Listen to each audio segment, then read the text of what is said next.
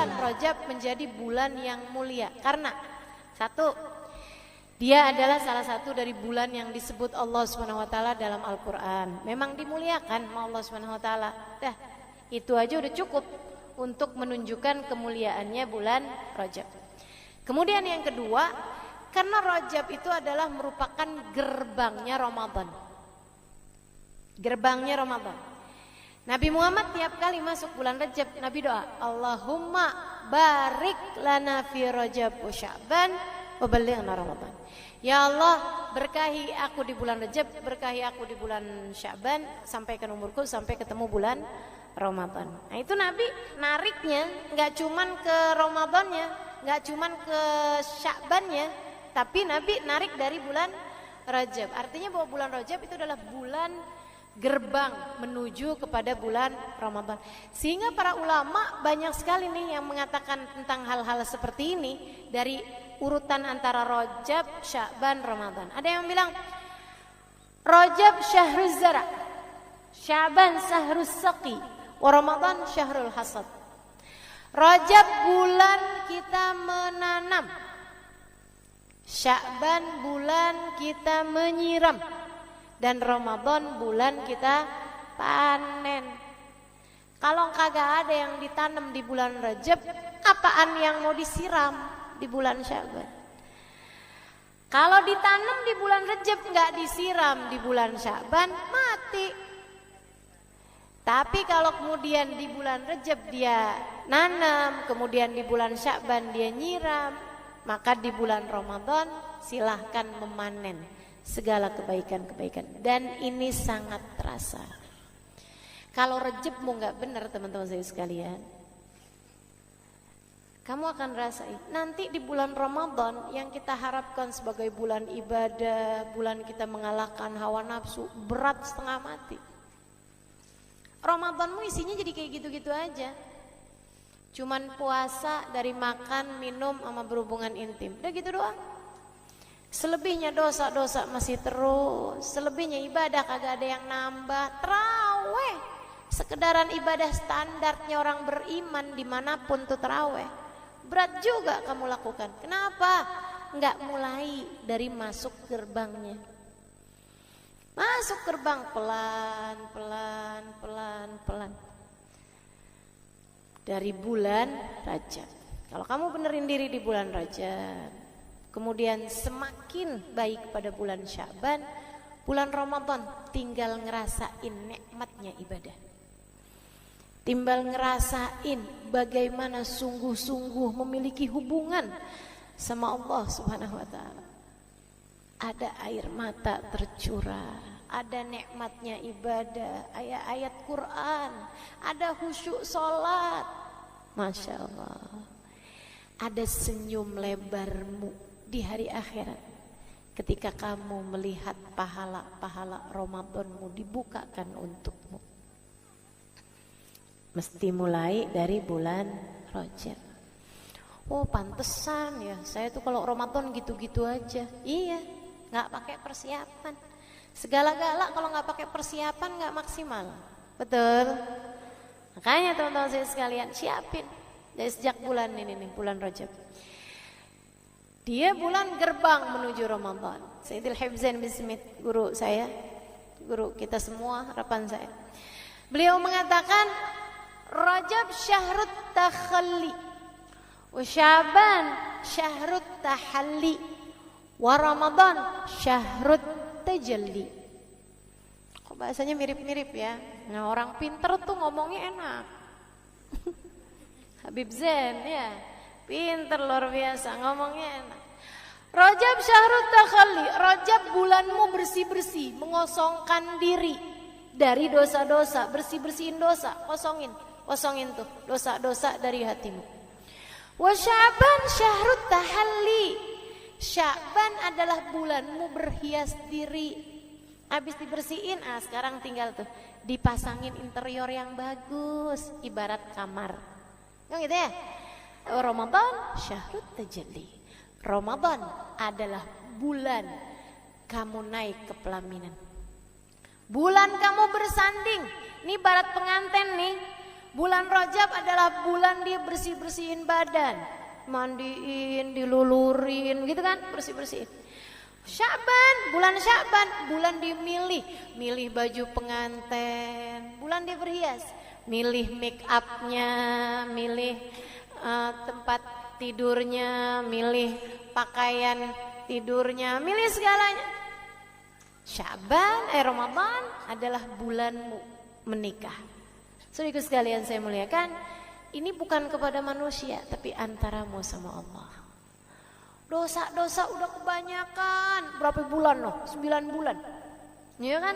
Wah, udah banyak bener nih dosa-dosa kita nih. Ini gimana nih caranya nih? Kosongin. Biar semuanya menjadi terampuni.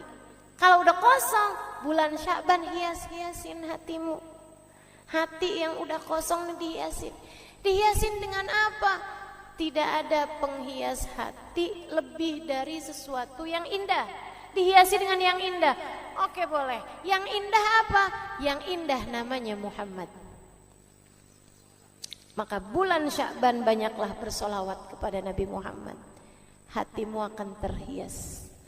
Dan subhanallah, turun firman Allah, innallaha wa malaikatahu yusalluna 'alan nabi. Ya ayyuhalladzina amanu sallu 'alaihi wa sallimu taslima. Pada bulan Sya'ban. Karenanya Nabi Muhammad mengatakan, Rajab syahrullah, Rajab bulannya Allah. Sya'ban syahri, Sya'ban adalah bulanku. Rajab bulan perbaikan hubunganmu dengan Allah, Sya'ban bulan perbaikan hubunganmu denganku.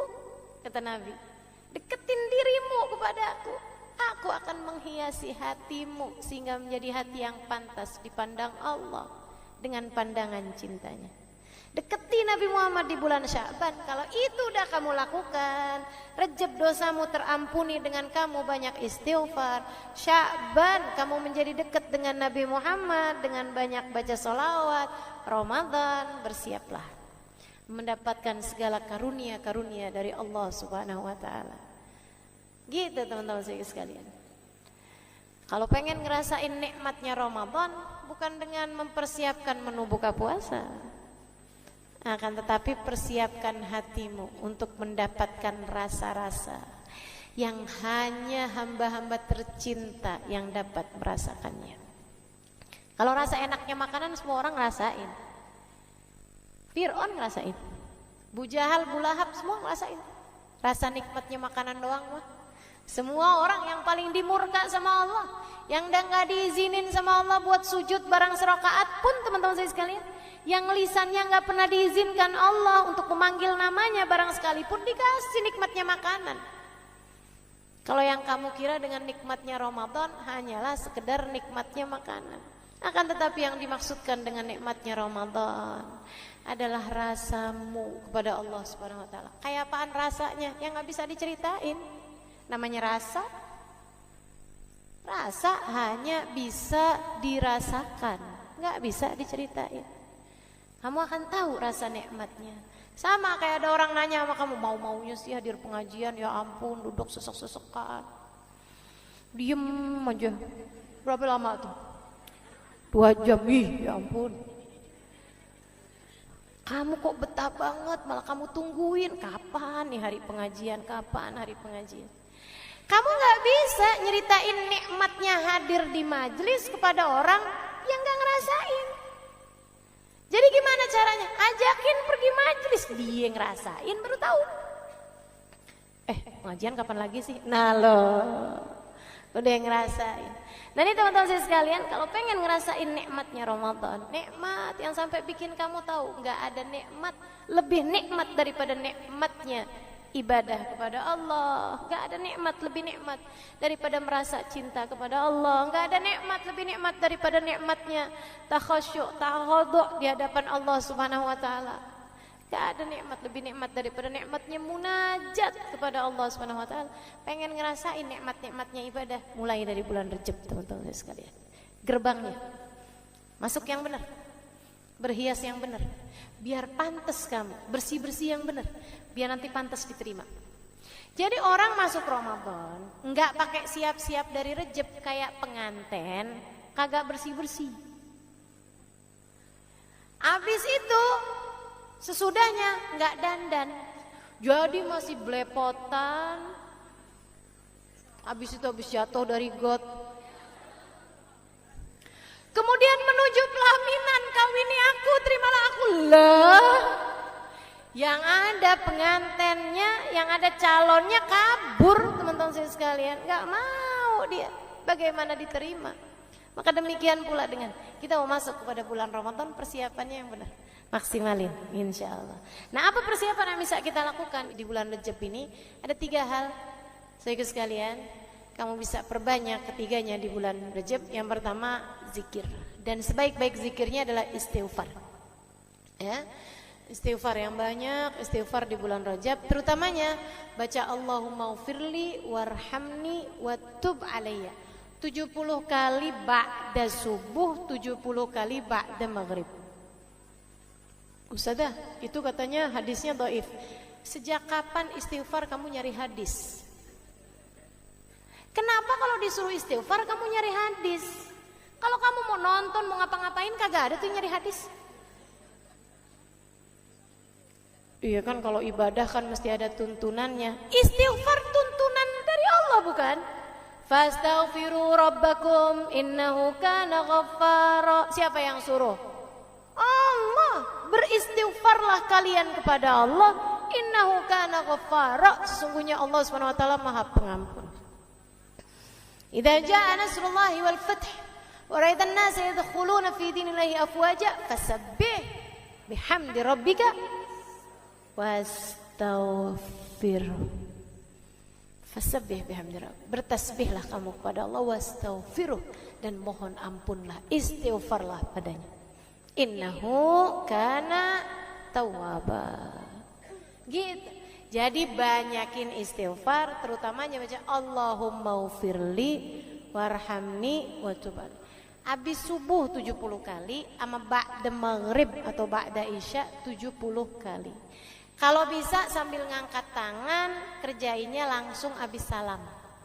Assalamualaikum warahmatullahi wabarakatuh. Assalamualaikum warahmatullahi wabarakatuh. Kalau lagi sholat, kalau lagi main sudah, ya udah nggak apa-apa, baca aja tetap. Pagi hari 70 kali, sama malam hari ba'da maghrib jam-jam segitu ya, baca juga 70 kali. Kalau bisa tetap dengan angkat tangan sebagai salah satu cara kita agar doa kita diijabah, kita baca Allahumma ufirli, ya Allah ampuni, warhamni, ya Allah sayangi, watub alayya, ya Allah kembalikan aku di jalanmu. Masih kadang suka nyasar-nyasar, ya Allah tolong balikin lagi, ya Allah balikin lagi, ya Allah. Gitu. Allahumma ufirli warhamni. Ustazah udah biasanya Rabbi ufirli warhamni watub alayya, boleh apa enggak? Boleh. Tapi memang lafadznya yang dari hadis yang saya terima dari guru-guru itu ya, pakainya Allahumma. Allahumma ufirli warhamni watub alayya. Siapa, hadisnya berbunyi, siapa yang membaca ba'da subuh sama ba'da, pokoknya di waktu man-gora, siapa yang membaca hina asbah wa hina amsa, setiap pagi dan setiap sore, 70 marrat, 70 kali dari Allahumma ufirli warhamni watub alayya, harramallahu sya'rahu wa basyarahu minan nar. Istiqomah selama 1 bulan di bulan Rajab, insyaallah Allah akan halangkan badannya dan rambutnya dari api neraka. Artinya Allah akan ampuni dosa-dosanya, teman-teman sekalian. Dapetin ampunan kita dari Allah, insya Allah. Niat kita ngerjain, niatnya insya Allah kita niat sampai akhir Rajab. Bismillah. Nah ya, teman-teman sekalian. Kemudian apa lagi? Banyakin puasa sunnah. Sebab ada hadisnya ini. Inna yauman minal ashhuril hurum kathalathina sawma yaumin min ashhuril hurum kathalathina yaumin min ghairih. Sesungguhnya puasa 1 hari di bulan-bulan mulia, salah satunya Rajab, itu adalah setara 30 hari di bulan-bulan yang lain. 31 harinya setara 30 hari di bulan-bulan yang lain. Nah, jadi kan banyak tuh pahalanya. Nah, ya. Apalagi yang masih punya hutang puasa di bulan Ramadan, dah bayarin mumpung masih bulan Rajab. Kalau udah masuk bulan Sya'ban pertengahan, itu udah lampunya udah kuning. Kalau udah nyampe ke masuk bulan Ramadan lagi udah merah lampunya, yang artinya kamu kena denda. Dendanya apa? Setiap 1 harinya 1 mud beras, 6 ons beras, kalau belum dibayarkan di bulan yang di tahun ini gitu. Jelas gak? Jelas ya. Jadi seperti itu teman-teman sekalian. Jadi yang masih punya utang-utang puasa Ramadan, nih bayarin di bulan Rajab ini, kamu akan dapat juga insya Allah pahala puasa Rajab. Gitu. Mudah-mudahan dapat diamalkan. Dan yang terakhir, amalan yang bisa kita lakukan di bulan Rajab, menghidupkan malam dengan banyakin doa. Kapan malamnya? Hanya ada 2 malam. Malam 1 Rajab. Itu salah satu dari malam-malam yang doa tidak ditolak Allah. Dan yang satunya lagi yang kamu bisa hidupkan malamnya, malam 27 Rajab.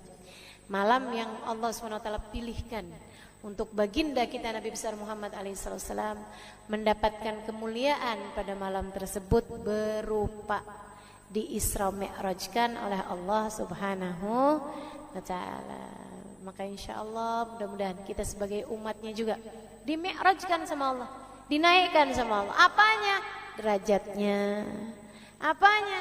Dinaikkan kita dari kubangan hawa nafsu kita menuju taatnya hawa nafsu kita.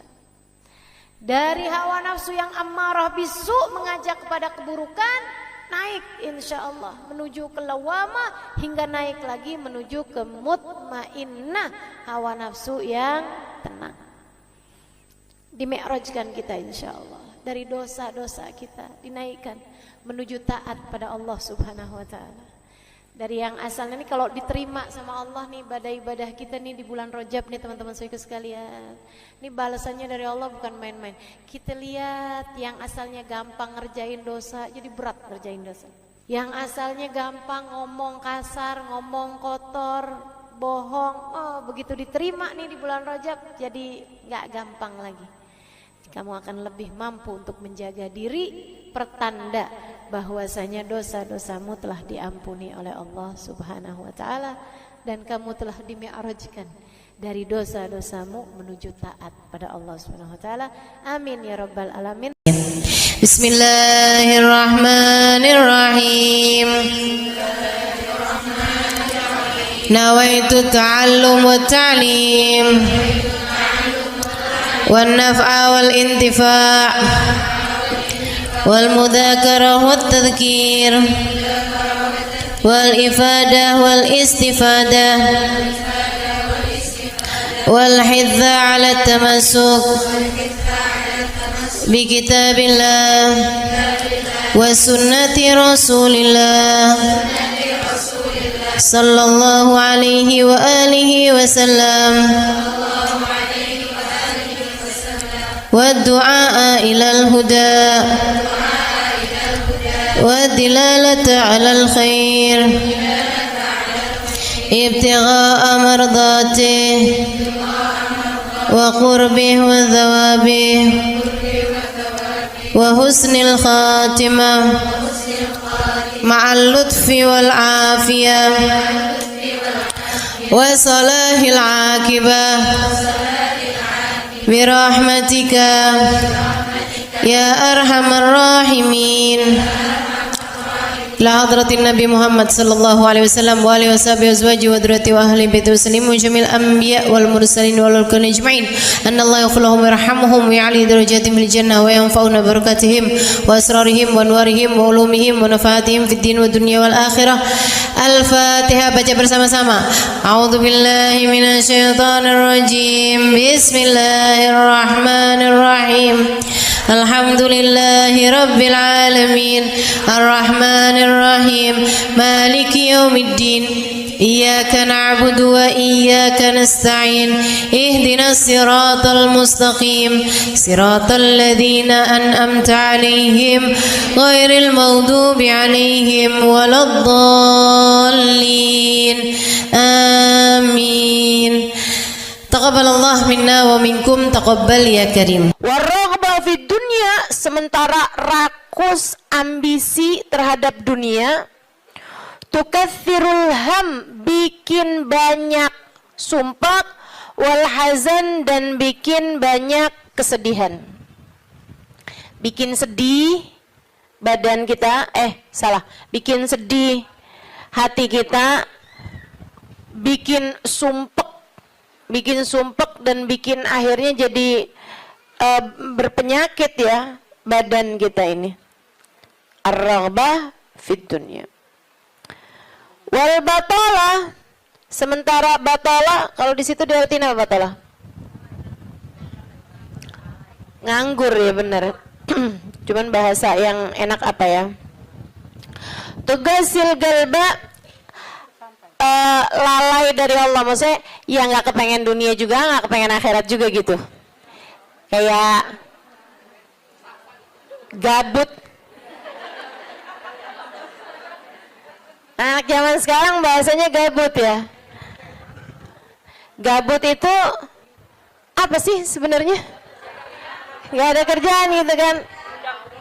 Itu kayak ada singkatan nggak butuh gitu kali ya dari itu ya. Nggak ngapa-ngapain gitu, pengangguran aja gitu nggak jelas. Wal batalah tuh terlena, nganggur gitu kan, tidur mulu gitu, luntang lantung. Ada orang luntang lantung gitu kan, dibilang luntang lantung, dibilang lantung luntang. Tugasil galba, bikin keras hati, bikin keras hati. Nganggur itu penyakit bahaya memang. Bahaya. Wa qala alaihi salatu wassalam, dan bersabda pula baginda Nabi besar Muhammad, naja awwalu hadhihi al-umma bizuhdi wal yaqin.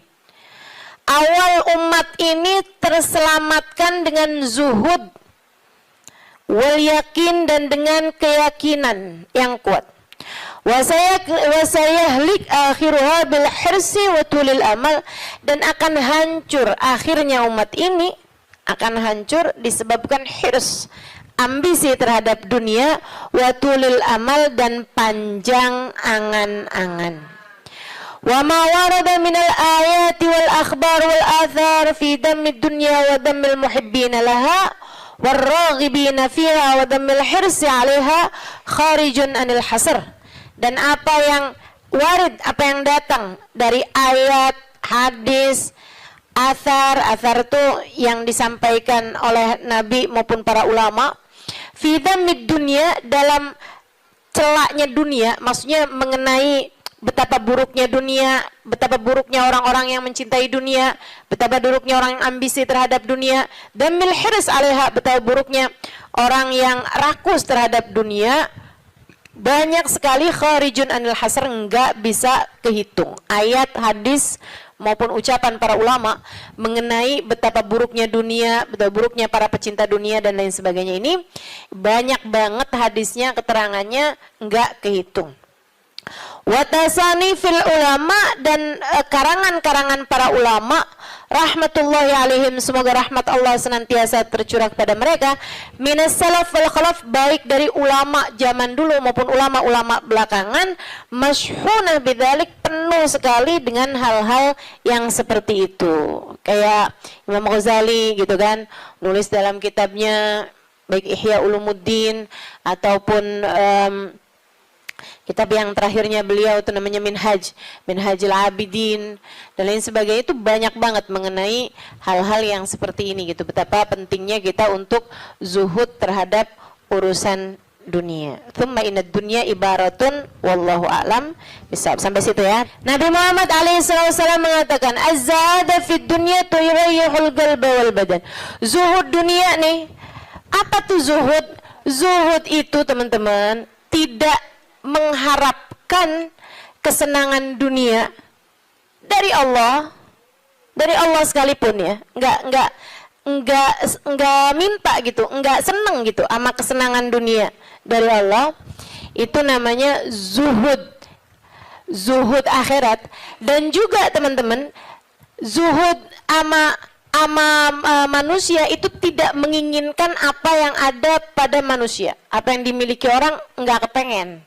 Itu kan, itu namanya zuhud fima fi aidin nas. Ini disampaikan Nabi Muhammad dalam hadisnya, izhad fid dunya yuhibbukallah, wazhad fima fi aidin nas yuhibbukan nas.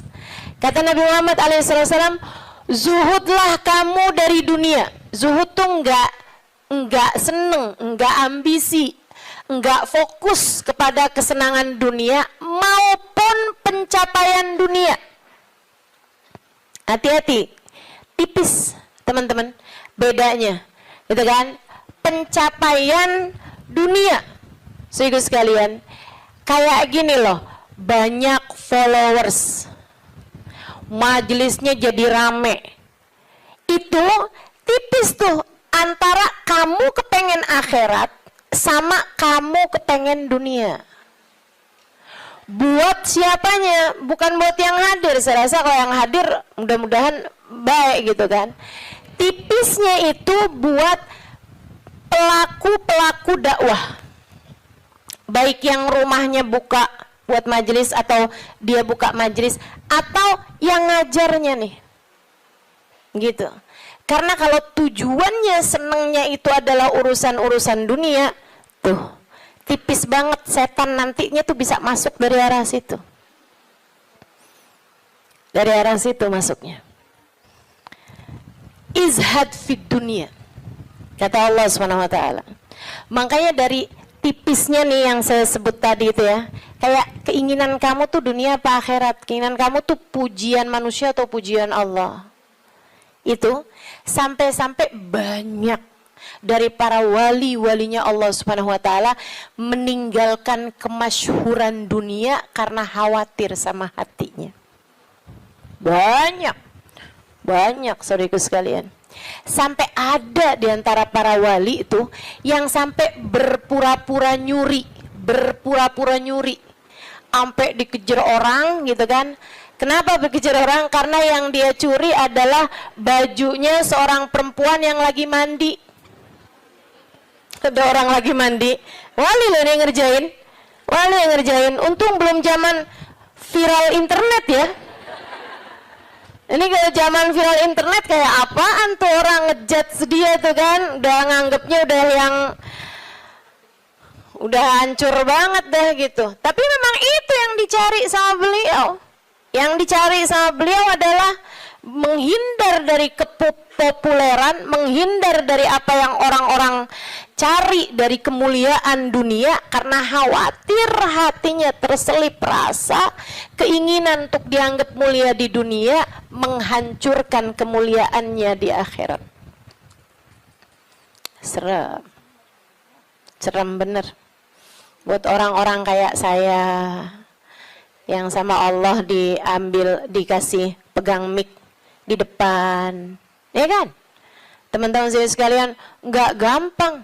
Makanya kalau ada yang bisa kamu lakukan untuk saya, doain, biar bisa ikhlas, doain, biar bisa benar gitu, jaga hati, doain, biar disayang Allah gitu.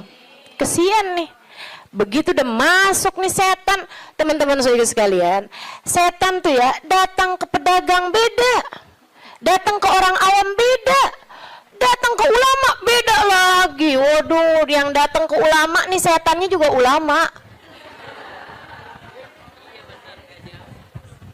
Setannya juga kelas profesional, gitu kan? Jadi nggak ecek-ecek gitu loh. Setannya juga setan-setan berkelas, teman-teman saya sekalian. Nah itu kan yang belum tentu selamat gitu, belum tentu selamat. Masya Allah. Ada tuh zamannya Imam siapa ya? Ada Imam Ghazali cerita dalam Ihya-nya. Kita suka ketawa-ketawa tuh dengerin cerita Imam, maksudnya kalau baca ceritanya Imam Ghazali yang begitu-begituan. Kata Imam Ghazali dalam Ihya-nya tuh, ada orang atau di Minhaj ya, wallahu a'lam, pokoknya salah satu kitabnya Imam Ghazali lah. Imam Ghazali cerita, ada orang dia itu ulama, teman-teman. Cuman ulamanya itu masih suka ya gitulah, masih ada kesenangan-kesenangan dunianya. Senang sama popularitas, senang sama dimuliain orang, senang sama ini sama itu sama ini sama itu. Ada satu ulama khomul, ulama yang lain nih, ulama yang nggak seneng namanya terkenal, nggak seneng, dia nggak seneng sama urusan begituan, urusannya antara dia sama Allah, tapi ilmunya luar biasa. Ulama yang kedua nih, yang kedua. Ini ulama yang pertama nih, saya nggak inget namanya gitu ya. Dua-duanya nih saya nggak inget namanya. Nah, ulama yang pertama nih, dia lagi khutbah Jumat, teman-teman saya sekalian. Dia ngomong sesuatu yang dinisbatkan kepada ulama yang kedua yang nggak senang keterkenalan apa ini, teman-teman. Dia ngomong bahwa saya pernah dengar kayak, kan ada orang-orang itu ya Allah, mudah-mudahan Allah bersihkan hati kita semuanya nih ya.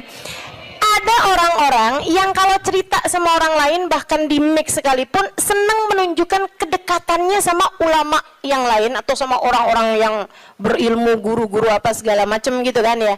Yang tujuannya adalah biar orang tahu nih, gua deket sama si ini, gua deket sama si itu. Paham maksud saya? Mudah-mudahan Allah selamatkan hati saya. Mudah-mudahan Allah selamatkan hati kita semua. Sehingga sekalian, dia bilang tentang ulama B nih. Dia bilang, saya pernah dengar syekh ini mengatakan gitu kan. Syekh itunya hadir di majelis tersebut. Ya.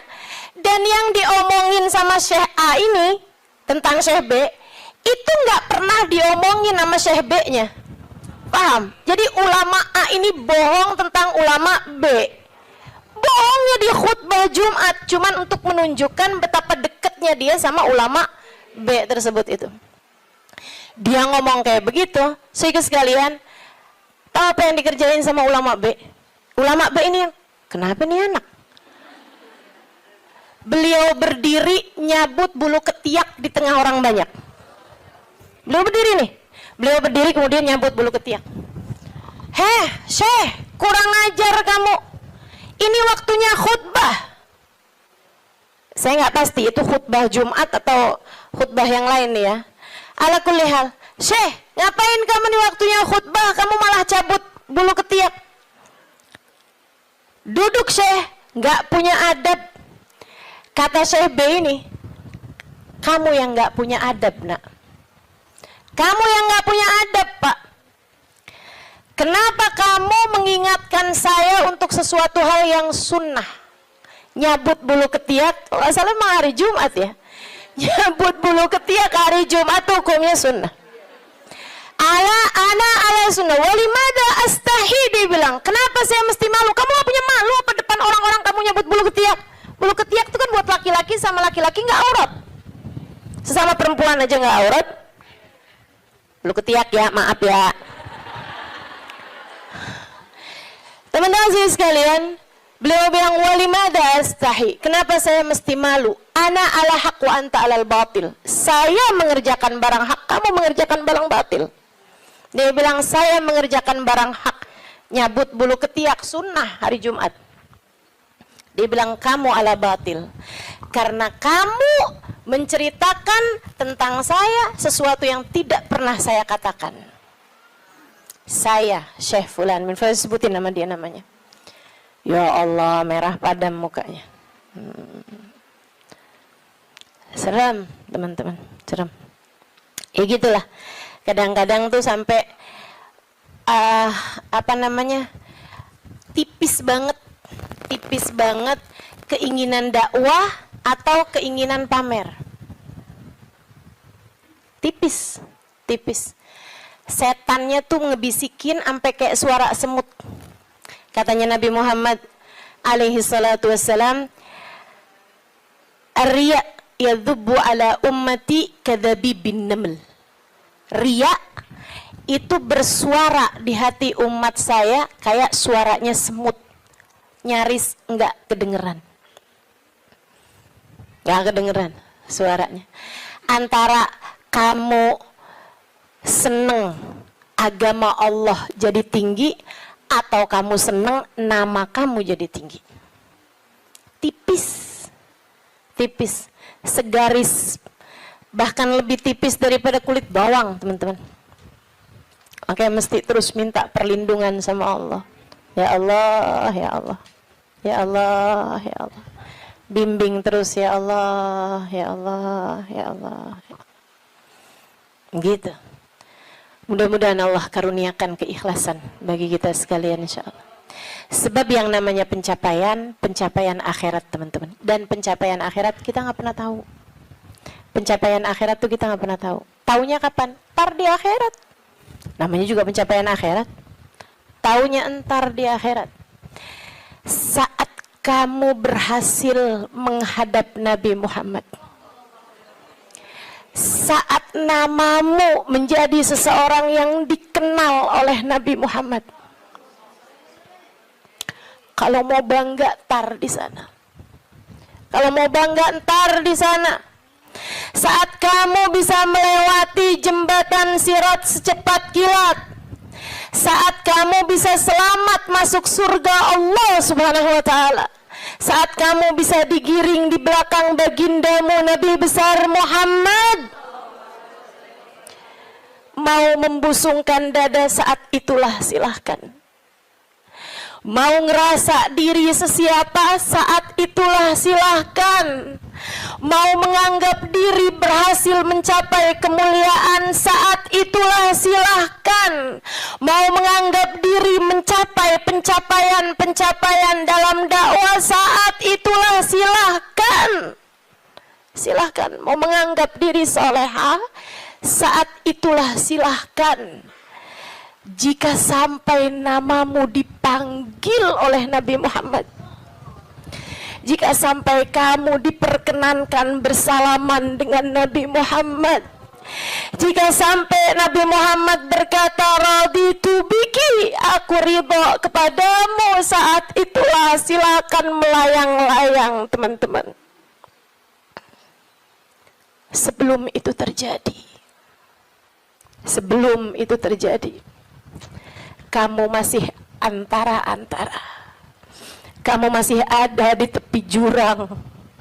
Selagi itu belum terjadi, kamu masih ada di persimpangan jalan antara dinaikkan kepada Allah atau dihancurkan oleh Allah Ta'ala.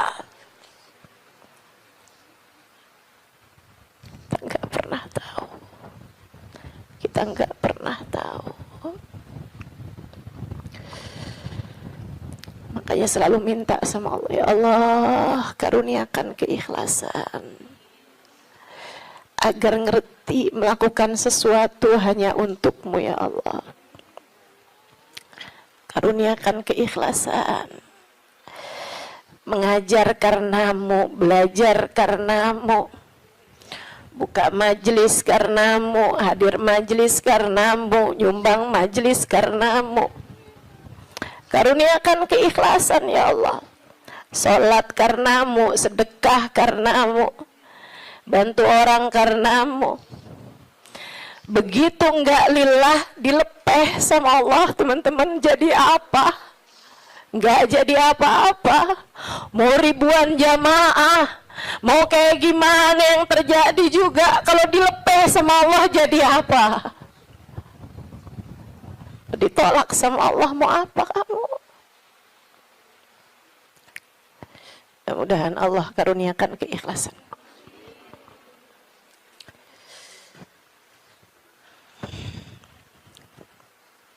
Az-zahada fi dunya, zuhud di dunia, zuhud dunia, ngarepnya cuma Allah semata. Izhad fi dunya, yuhibbukallah. Kalau Allah lihat hatimu nggak punya ketertarikan sama dunia, Allah cinta padamu. Gitu kata Nabi Muhammad. Hah? Hati kamu masih ngarep dunia nggak nih? Hati kamu masih ngarep harta, pandangan orang, jabatan, kemuliaan di mata manusia? Kamu masih fokus ke sana apa enggak gitu? Hati kamu masih fokus ke sana, jangan salahkan siapa-siapa. Kalau Allah pun juga belum fokus mengaruniakan rahmatnya kepadamu. Sebab aturannya jelas, kata Nabi Muhammad, izhad fid dunya yuhibbukallah. Bagaimana mungkin Allah akan menempati hatimu jika hatimu masih penuh sesak dengan selainnya? Teman-teman, kamu kalau mau taruhin di kamarmu itu lemari baru, tempat tidur baru, kamu mesti keluarin yang lama. Kalau kamarmu itu masih banyak banget barang-barang lain, yang nggak mungkin yang baru bisa masuk ke dalam kamarmu. Kan begitu? Hati kamu juga gitu. Hati kamu juga gitu. Saudara sekalian yang saya muliakan, bagaimana mungkin Allah akan berkenan bertahta di hatimu jika hatimu selama ini masih penuh sesak dengan selainnya? Penuh sesak dengan selainnya, penuh sesak dengan anggapan orang, penuh sesak dengan cinta manusia, yang kamu pikirin gimana biar suami tetap cinta padamu. Kamu luar biasa. Siapa yang lagi di WhatsAppin sama suami, siapa yang lagi diteleponin sama suami, sekarang suami lagi di mana, sama siapakah, jangan-jangan dia sedang berada dalam pelukan perempuan yang lain. Waduh, bagaimana kamu berharap Allah bertahta dalam hatimu jika hatimu penuh sesak dengan selainnya? Teman-teman, keluarkan nya yang kecil-kecil agar nya yang besar berkenan bertahta di hatimu. Keluarin yang lain-lain. Keluarin perkara harta, perkara cinta manusia, pujian orang, semuanya keluarin.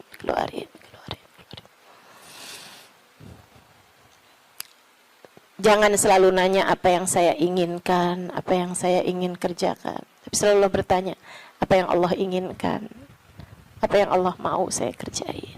Terus gitu. Hidup belajar terus insya Allah. Izhad fid dunya, kata Allah. Kalau Allah lihat hati kamu kosong dari mencintai dunia, Allah akan bertahta di dalamnya. Allah akan cinta kepadamu, teman-teman. Yuhibbukallah, kamu akan dicinta sama Allah kalau begitu. Wazhad fima fi aidin nas yuhibbukan nas. Kamu pengen dicintai sama orang, cintai disenengin sama manusia, seenggaknya gitu, punya teman-teman baik, punya kawan-kawan baik gitu. Orang nggak jauh dari kamu, itu juga nggak apa-apa, bagus. Caranya, katanya Nabi Muhammad, izhad fima fi aidin nas. Zuhudlah kamu dari apa yang dimiliki sama orang.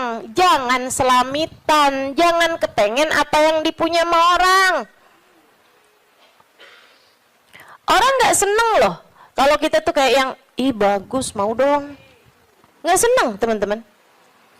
Ustazah kerudungannya cakep-cakep, Ustazah boleh gak buat saya? Misalnya gitu. Saya ngomong sama Ustazah Khadijah.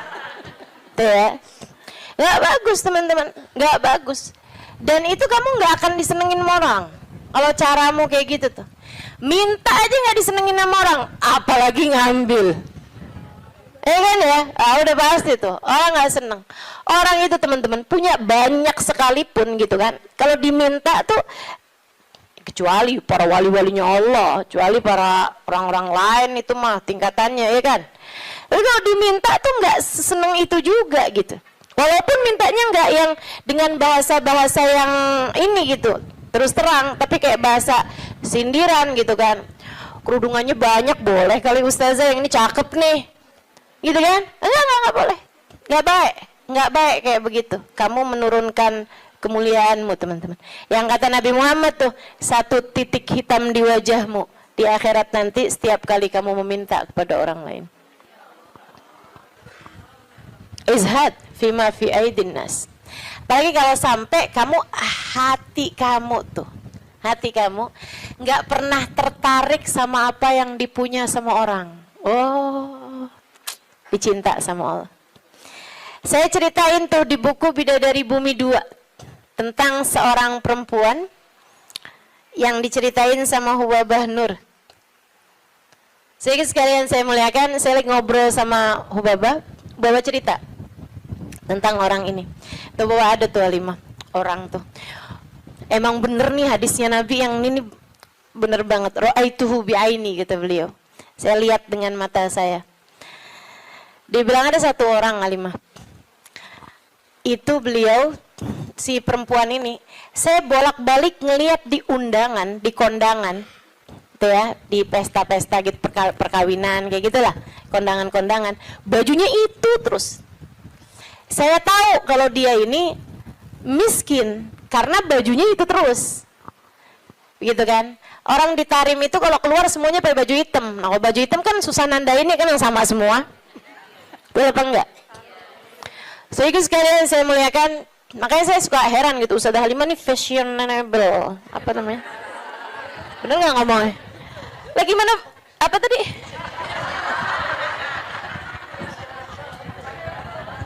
Gimana ngomongnya? Ah itu dah, pokoknya itu dah. Lah orang saya tiap hari pakai hitam. Begitu ya. So itu sekalian. Nah ini kan kalau keluar mah agak susah ditandain karena kan semuanya hitam gitu. Tapi kan kalau pas kondangan tuh, orang sana itu kalau kondangan dalam ruangan semuanya perempuan, mereka dandan. Mereka pakai baju gitu kan. Pakai baju yang berwarna-warni ya. Pakai baju warna-warni, nggak ada yang pakai baju hitam tuh. Nggak ada yang pakai baju hitam. Saya waktu dulunya nggak tahu gitu kan, saya pakai baju hitam aja gitu masuk. Buka. Waduh gimana nih mau buka ya. Habisannya terus udah ngerti gitu lama-lama. Jadi teman-teman, kata Hubabah, orang ini kalau kondangan baju itu mulu. Akhirnya saya punya niat, kalau nanti saya keluarin baju, saya panggil tuh orang. Saya cari tahu dan dia nih rumahnya ini apa, keluarganya siapa gitu. Saya paham, saya tahu tempatnya karena Tarim tuh kecil, kota kecil. Jadi semua orang memang saling kenal satu sama lain. Akhirnya dia bilang, kata Hubabah, waktu saya datang baju-baju yang baru-baru, ada orang ngasih ini apa segala macam, yang lama-lama saya keluarin. Hubabah tuh begitu teman-teman. Ngajarin kepada kita jangan sampai yang, aduh penuh banget, kamu masuknya iya, keluarnya kagak gitu kan. Ada yang masuk, ada yang keluar. Akhirnya mau Hubabah baju-baju yang lama-lama tuh dikeluarin, bagus-bagus tentu aja ya, dan semua orang juga seneng dapat bajunya Hubabah gitu kan. Jangan terus minta, jadi kepikir nih berangkat ke Tarim meminta baju mau Hubabah. Tentu berkah kan ya, tentu berkah, tapi ya sekali lagi jangan minta. Subhanallah teman-teman, kalau nggak minta tuh, kamu mintanya mau ntar kasih. Jadi kepikir ya, mau minta sama Allah, nggak usah yang gitu-gitu juga. Mau minta sama Allah tuh pahala aja, udah pasti enak. Teman-teman sih sekalian, akhirnya Hubabah itu ngeluarin baju-baju beliau, ada setumpuk lah gitu. Beliau panggil tuh orang perempuan itu, panggil sama Hubabah. Dia seneng banget dan memang miskin banget teman-teman. Bajunya cuma itu aja, buat kondangan itu, buat keluar itu, buat sholat itu gitu. Dia cuma segitu itu bajunya gitu. Baju sholat kayak mau kena gitu, tuh ya. 2 kalau 1 dicuci kan ada gantinya gitu. Terus baju keluar dia gitu, baju hitam 1, terus baju hari-harinya dia kayak daster gitu buat di rumah, 2 potong 2 biji gitu, tuh 1-nya lagi baju buat kondangan. Udah gitu aja, simple hidupnya. Jadi sekalian dipanggil tuh perempuan sama Hubabah. Kata Hubabah, saya habis ngeluarin baju-baju nih, silahkan kamu pilih yang mana yang kamu mau, sisanya tolong bagiin, kamu yang bagiin gitu, sama siapa yang kamu mau deh gitu. Di depan Hubabah nih, majelis nih, dia bilang, oh gitu Hubabah, Masya Allah Hubabah, Masya Allah, mudah-mudahan Allah berkahi Hubabah, mudah-mudahan Allah doain panjang lebar gitu. Saya Tapi kan orang alhamdulillah ya, saya memberi kepada orang yang tepat nih gitu. Orangnya seseneng itu gitu dikasih baju. Makasih Bapak, makasih. Mudah-mudahan Allah tambahin Bapak, mudah-mudahan doa apanya. Habis itu dia sama satu, wah ini cocok nih buat ponakan saya nih. Kata, wah ini cocok nih buat teman saya sih itu. Satu lagi, oh cocok nih buat adik saya nih. Ini cocok nih buat tangga saya. Ini cocok. Sampai habis semuanya nggak ada satupun yang buat dia. Kata Hubabah, begitu semuanya buat orang lain tanpa ada satupun yang buat orang tersebut. Ya Allah, 5 saat itulah saya jatuh cinta padanya. Bener banget yang Nabi Muhammad bilang, izhad fima fi aidin nas yuhibbukan nas. Ketika kamu tidak tertarik sama apa yang dipunya sama manusia lain, sama orang lain, justru manusia akan cinta padamu. Manusia ini memang unik. Allah tuh seneng kalau ada orang seneng sama apa yang dimiliki sama Allah, Allah seneng. Allah tuh diminta seneng. Allah itu kalau ada orang tertarik sama apa yang ada pada Allah, surga, gitu kan? Itu kan yang Allah janji-janjikan kan? Allah tuh kalau melihat orang tertarik sama surga, tertarik sama hisab yang mudah, tertarik ke perjumpaan dengan Allah, tertarik, Allah malah seneng teman-teman. Manusia nih justru kebalik. Manusia tuh kalau ada orang tertarik sama apa yang dia punya, malah nggak demen. Terutama perempuan, kalau ada orang tertarik sama suaminya, dia nggak demen banget tuh.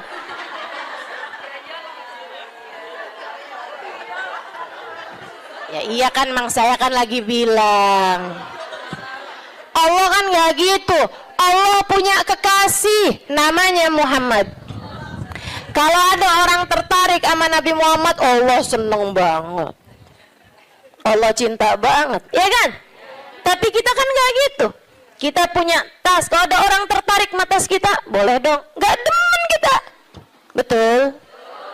Kita lagi makan nih, terus ada yang kayaknya enak tuh yang di piring. Boleh nggak perkedelnya buat saya aja? Gedek apa seneng? Gedek teman-teman, nggak seneng, kesel kita.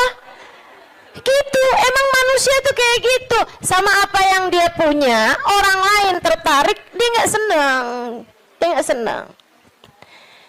So itu sekalian yang saya muliakan, katanya Hubabah, begitu dia tidak tertarik sama apa yang saya punya, bahkan sama sesuatu yang udah saya bagiin, udah saya kasih sama dia, dia nggak tertarik terhadap dunia, saya jatuh cinta sama dia.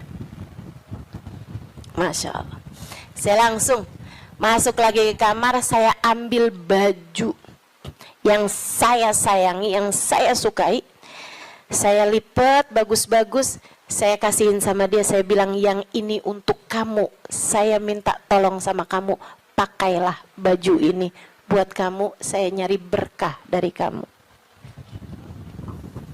Saya pengen dapat berkah kamu, tolong pakailah baju saya ini untuk kamu.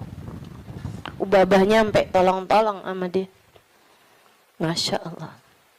Tuh saudariku sekalian, orang tuh bisa mulia kayak gitu tuh. Jadi yang memuliakanmu tuh bukan harta. Sebagaimana yang sering saya sampaikan padamu, kemuliaanmu tidak ada pada harta, kemuliaanmu tidak ada pada tahta, jabatan, kemuliaanmu tidak ada pada rupa, kecantikan, enggak gitu ya. Kemuliaanmu tidak ada bahkan pada ilmu, kemuliaanmu tidak ada pada ibadahmu juga enggak. Teman-teman saya sekalian, ibadah mah kita kerjain aja. Tapi bukan berarti kamu udah ibadah terus kamu jadi mulia, enggak gitu juga. Kemuliaanmu ada pada Allah Subhanahu wa taala. Allah berikan kepada siapapun yang Dia kehendaki. Makanya nyari mulia, deketi Allah. Deketi Allah. Mudah-mudahan kita tidak dihalangkan untuk bisa dekat dengan Allah Subhanahu wa ta'ala. Itu zuhud, teman-teman. Suatu hal yang perlu banget buat kita minta. Ya. Katanya Imam Ghazali, kalau buat zuhud kayak zuhudnya orang-orang dulu, kayak zuhudnya para sahabat, oh kamu nggak sanggup tuh. Kamu nggak sanggup. Menjadikan semuanya buat Allah, kayak yang saya ceritain kemarin tentang Syaiban Ar-Ra'i. Semua kambing milik Allah Subhanahu wa taala. Yang dimauin sama Allah kita kasihin. Begitu kan? Kita nggak benar-benar punya, katanya Syaiban. Ini kalau mau zuhud-zuhud kayak orang-orang dulu gitu rada berat, teman-teman. Akan tapi kata Imam Ghazali, buat kalian ada 2 aja dah zuhudnya. Gimana tuh Imam? Zuhud buat kalian 2 aja. Yang nggak punya jangan tertarik, yang nggak punya jangan minta, jangan tertarik, jangan nggak ada urusan, gitu ya. Sama yang barang yang kita nggak punya, sama perkara yang kita nggak punya, kamu nggak usah minta, kamu nggak usah tertarik. Yang ada jangan dinikmati sendirian. Dunia yang kamu punya jangan dinikmati sendirian, bagi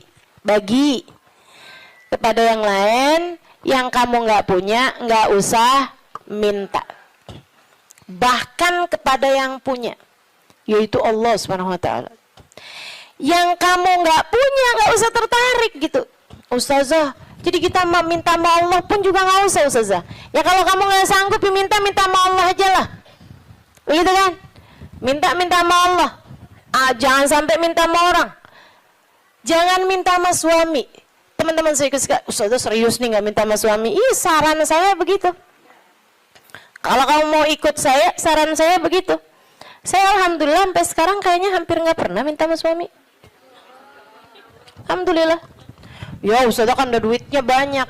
Ya sekarang duit saya banyak, teman-teman. Sekarang duit saya banyak. Ini saya ceritain ya, sekedar tahaddusan bin ni'mah. Sekedar tahaddusan bin ni'mah. Saya itu pulang dari Tarim, teman-teman, nggak kenal duit. Saya itu kenal dari Tarim, itu bolak-balik pergi kemana-mana kagak bawa duit. Masya Allah. Sampai suami sih ketawain saya dulu. Pernah gitu satu waktu saya pergi majelis. Teman-teman pasti nggak tahu tuh, zaman saya belum terkenal. Tahun 2003, tahun 2002 gitu kan. Saya pernah ada majelis maulid. Banyak dulu majelis maulid yang saya hadir nggak diminta bicara, banyak. Saya berulang kali hadir di Al-Hawi nggak diminta bicara. Ya hadir aja nggak apa-apa. Kenapa emang? Kita ngarep berkah, teman-teman. Ustazah kalau sekarang hadir di Al-Hawi nggak diminta bicara, hadir apa enggak? Ya hadir lah.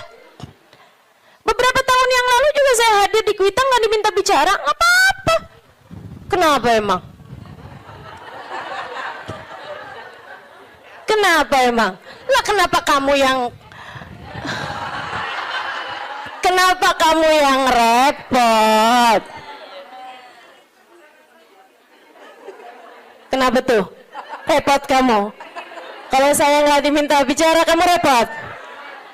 Nggak apa-apa, teman-teman. Emang kenapa? Kita dapat berkah dari hadir. Kita dapat ilmu dari yang menyampaikan. Kan begitu? Kalau kita diminta bicara, ya bicara. Kita diminta nggak bicara, ya nggak usah pengen bicara. Biasa aja. Diminta diam, kita diam. Diminta bicara, kita bicara. Kan begitu. Hamba Allah Subhanahu wa ta'ala. So itu sekalian saya muliakan. Ala kulli hal. Gitu ya. Enggak, saya cuma mau bilang aja, maksudnya bahwa yang sekarang kamu kenal itu dulunya juga nggak dikenal, kan begitu ya? Sekarang Habib Umar bin Hafid misalnya gitu, siapa orang nggak kenal sama Habib Umar bin Hafid, ya kan? Apakah pernah ada masanya Habib Umar nggak dikenal? Banyak, panjang masanya Habib Umar juga nggak dikenal, gitu. Jadi biasa-biasa aja. Yang masalah itu adalah rasa hati kita. Ini memang nih kelas-kelasnya ulama yang nggak kenal istilah star syndrome. Mudah-mudahan Allah karuniakan, teman-teman. Untuk orang-orang semacam saya ini mudah-mudahan Allah karuniakan. Jangan sampai tuh kena penyakit yang namanya star syndrome ya. Kayak, tahu kan maksud saya? Ini sekali lagi tahadutsan bin ni'mah ya. Meskipun tuh waktu saya sebut star syndrome tuh ada juga tuh nenek-nenek di sini nggak ngerti. Tapi dia mau nanya bingung kan? Nggak usah dipikirin melulun, nggak usah. Iya. Sehingga sekalian, jadi tuh karena saya belum tahu tempat-tempat di Jakarta, itu dulu awal-awal kali saya datang ke sini dari pulang dari Hadramaut itu ada banyak majelis yang dianterinya sama suami saya. Suami saya nganterin tuh. Begitu ya. Jadi kalau ada orang, Ustazah ini kemana-mana nggak pernah dianterin sama suami, saya akan jawab, udah pernah.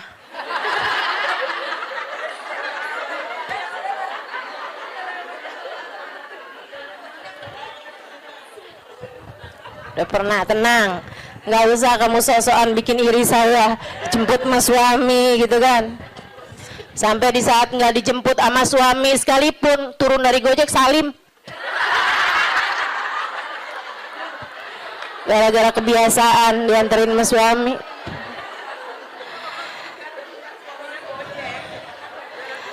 Akhirnya pernah tuh ada waktunya saya itu dianterin sama suami, habisnya itu pas pulang-pulang saya telepon sama dia gitu. Saya bilang, jemput saya bisa nggak? Dia bilang, waduh saya susah nih Halimah, saya jauh dari situ. Kamu tadi nggak bilang kalau disuruh jemput juga, saya pikir nganterin aja. Lah saya pulang sama siapa nih? Dia bilang, ya udah ajak siapa kek buat pulang ke rumah kamu. Naik apa? Panggil taksi aja kalau gitu. Duitnya dari mana? Dia bilang, kamu nggak punya duit? Nggak punya? Astagfirullah. Dia bilang, saya kawin sama siapa ini? Nggak ngerti duit. Masya Allah, Masya Allah. Sehingga sekalian, jadi cerita aja gitu. Nggak punya duit nggak bikin saya jadi hina, bukan?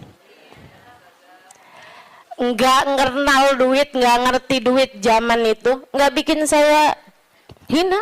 Sehingga sekalian, sekarang saya punya duit, nggak bikin saya jadi tambah mulia. Enggak, cuman jadi lebih gampang aja kalau nyari taksi. Kalau nggak ada yang nganterin, meskipun juga nggak perlu naik taksi ya sekarang, alhamdulillah. Jadi sekalian yang saya muliakan, jadi itu kayak begitu gitu kan, urusan dunia nih nggak bikin kita jadi tambah mulia, nggak bikin kita jadi tambah hina.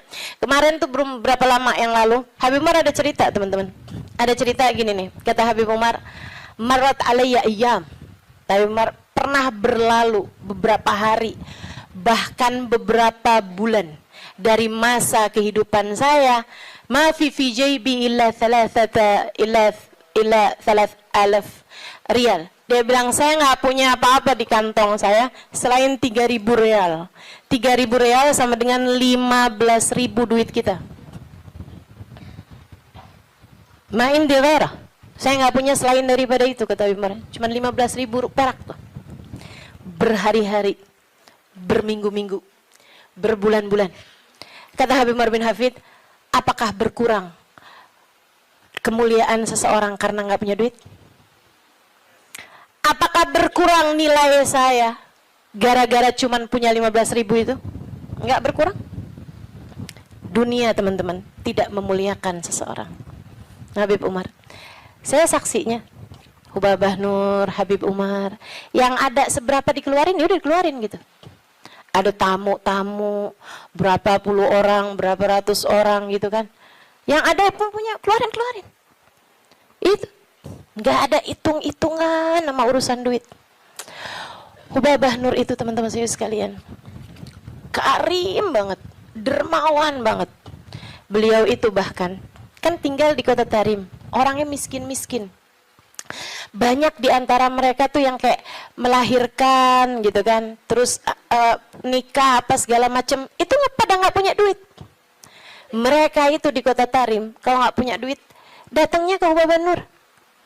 Hubabah Nur kasih kepada mereka. Sehingga sekalian yang saya muliakan, sampai Hubabah Nur nih ceritain, bukan Hubabah tentu saja ya, cerita orang yang khidmah di rumahnya Hubabah. Itu teman-teman saya sekalian, sampai punya stok di dapur beliau atinya kambing, atinya unta gitu ya, itu beliau stokin di freezernya beliau. Buat siapa? Buat perempuan tarim yang melahirkan nggak punya duit biar bisa makan yang bergizi. Pikirin sama Hubabah. Ya Hubabah setiap kali ini gitu, ada uang ntar beli ini, beli itu, beli ini, beli itu. Yang dipikirin orang mulu tuh, subhanallah, subhanallah. Itu orang mulia, emang mulia teman-teman. Orang mulia itu emang orang mulia. Tuh Bapak Nur, orang mulia. Baik, kita doain panjang umur, sehat badannya. Karena kita ini masih belum sanggup ditinggalin sama beliau. Saya terutamanya nggak sanggup saya. Bayangin Hubabah nggak ada gitu. Bayangin Habib Umar nggak ada gitu, ya Allah.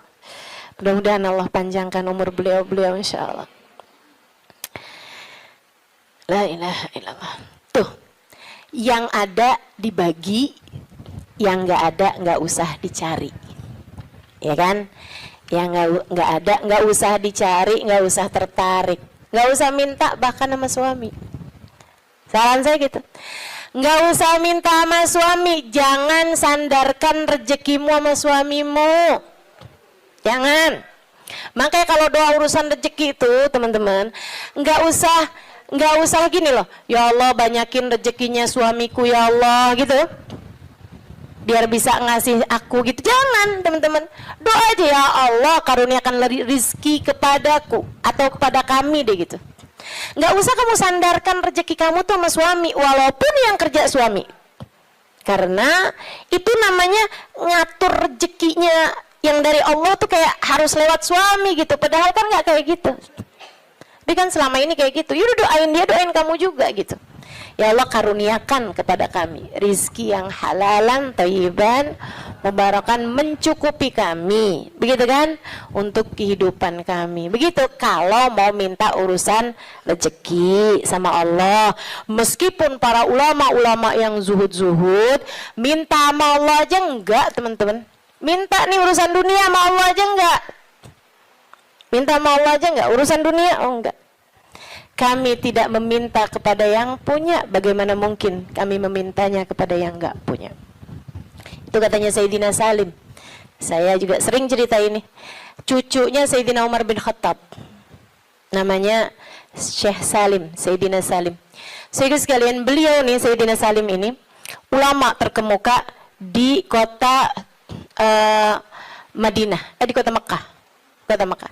Satu waktu khalifah lagi haji. Khalifah tuh raja, presiden, ya, di atasnya presiden bahkan. Karena dia mengepalai negara-negara yang ada dalam khilafah Islamiyah. Gitu. Kayak kalau di kita apa ya, ketua PBB kali ya. Cuman itu jadi kayak mengatur negara juga. Kalau PBB kan mengatur negara-negara doang, nggak mengatur negaranya dia sendiri. Kalau ini kayak presiden, tapi selain daripada dia presiden, dia juga ngepalain negara-negara yang ada di dalam kepemimpinannya dia lah gitu ya. Jadi di atasnya raja atau di atasnya presiden. Khalifahnya tuh lagi haji waktu itu, pas dia lagi mau tawaf di jalan nih mau masuk ke masjid nih, ketemu sama Sayyidina Salim, Syekh Salim. Dia bilang kemudian kepada Syekh Salim, oh, alhamdulillah Syekh ketemu di sini, masya Allah. Nih ya, kalau ulamanya nggak cinta dunia, orang semuanya pada mendekat, termasuk pejabatnya yang berusaha buat ngedekat, bukan ulamanya yang berusaha ngedeketin pejabat. Ya kan? Sekarang kenapa banyak ulama-ulama berusaha mendekati pejabat? Nah ini dia. Padahal menurut saya jabatan ulama tuh di atas jabatan pejabat. Akhirnya teman-teman, Sayyidina Salim mau masuk masjid nih, tahu-taunya ketemu sama khalifah. Khalifahnya pakai kesempatan buat minta doa. Dia bilang, ya Syekh Salim, alak hajak dia. Wahai Syekh Salim, bukan buat minta doa. Dia pakai kesempatan itu buat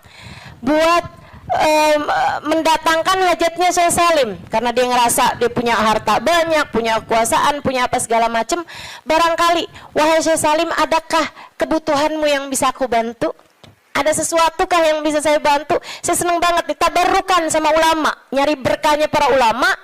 Khalifahnya ini kan udah baik banget ya, udah baik banget nih khalifahnya nih, udah masya Allah banget hatinya sampai bisa kayak begitu gitu sama seorang ulama gitu kan. Bukannya ulama ngajuin proposal, ini malah pejabatnya yang nanya sama ulama tersebut, alat hajat dia, adakah kebutuhanmu yang bisa saya bantu? Katanya Sayyidina Syekh Salim begini nih, maaf kita lagi ada di rumahnya, saya malu untuk meminta kepada selain sahibul bait. Di rumahnya Allah, sahibul baitnya siapa? Allah. Saya malu nih, di rumahnya Allah saya minta sama selain Allah. Fahamnya pejabat tersebut, oh berarti kalau mintanya udah nggak di masjid, mau nih mungkin beliau, gitu kan? Jadilah si pejabat ini nih kayak semacam nungguin sampai Sayyidina Syekh Salim selesai dari urusannya di masjid. Dan beneran, begitu Syekh Salim keluar dari masjid, disamperin lagi. Ini sekarang udah nggak di masjid nih kan? Samperin lagi sama beliau. Ya Syekh, Khalifah, Syekh saya mau nanya yang tadi apa ya? Itu yang tadi alak hajak diha, adakah kebutuhanmu yang bisa saya bantu? Katanya Sayyidina Syekh Salim, ta'ni bi hajati dunia hajatil akhirah. Maksud kamu hajat dunia apa hajat akhirat? Ya hajat dunia lah Syekh. Kalau hajat akhirat justru orang seperti saya meminta doa kepadamu biar urusan akhirat kita lancar kan? Kan justru malah ngalap berkah dari para ulama gitu kan. Katanya Syekh Salim, oh maksud kamu hajat dunia? Maaf, kalau urusannya hajat dunia, saya selama ini tidak pernah minta kepada yang punya. Bagaimana mungkin saya meminta kepada yang enggak punya? Yang punya dunia siapa? Allah. Saya malu buat minta dunia sama Allah. Bagaimana mungkin saya minta dunia kepada yang tidak memilikinya, yaitu kamu sebagai manusia. Manusia mau suami kamu, mau anak kamu, mau saudara kamu, semuanya sama-sama tukang makan rejeki. Tidak ada di antara mereka yang memberi rejeki. Yang memberi rejeki cuma satu, namanya Allah. Kalau kamu harus minta dunia, mintanya sama Allah. Kalau kamu harus minta dunia, ya, kalau kamu harus minta dunia, mintanya sama Allah. Bahkan para kasih Allah, mereka minta sama Allah pun enggak urusan dunia. Mintanya urusan apa? Mintanya urusan kebersihan hati. Mintanya urusan kelezatan ibadah. Mintanya urusan kehusyuan sholat.